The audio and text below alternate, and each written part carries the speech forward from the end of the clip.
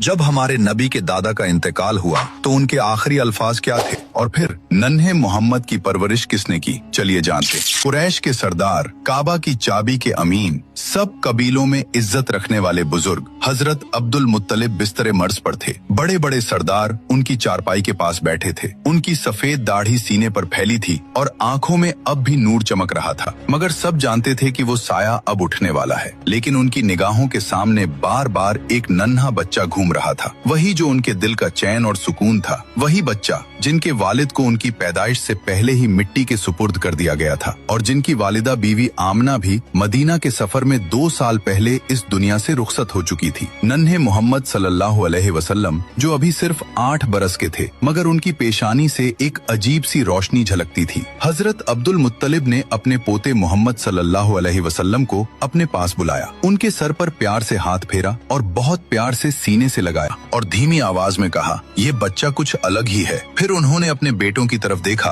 और बोले, मेरी बात ध्यान से सुनो, इस बच्चे की हिफाजत अब तुम्हारी सबसे बड़ी जिम्मेदारी है और मैं ये अमानत अपने बेटे अबू तालिब को सौंपता हूँ। ये सुनते ही हजरत अबू तालिब की आंखों से आंसू बह निकले। वो बहुत ही तंग हाली में जिंदगी गुजारते थे, माल दौलत ज्यादा नहीं थी, मगर दिल बेहद बड़ा था। उन्होंने वालिद से कहा, अब्बा जान आप बेफिक्र रहें, मैं इस बच्चे की हिफाजत अपनी जान से बढ़कर करूंगा। कुछ ही दिनों बाद वो घड़ी आ गई जब मक्का वालों ने एक और बड़ा गम देखा। हजरत अब्दुल मुत्तलिब का इंतकाल हो गया। कुरैश के लोग सदमे में थे, मगर सबसे ज्यादा गमगीन थे नन्हे मोहम्मद सल्लल्लाहु अलैहि वसल्लम। पहले वालदा का इंतकाल हुआ, अब दादा का साया भी उठ गया। आंखों से आंसू बह रहे थे, मगर उनके दिल में एक अजीब सा सब्र था। कोई और बच्चा होता तो रो पड़ता, बिलक पड़ता, मगर आप खामोशी से आसमान की ओर देख रहे थे, जैसे वहीं से दिल को सुकून और तसल्ली मिल रही हो। अल्लाह ताला ने ये दर्द अपने प्यारे नबी सल्लल्लाहु अलैहि वसल्लम को इसलिए दिखाया ताकि आने वाली उम्मत को सब्र और भरोसे का सबक मिले। अबू तालिब ने उस दिन से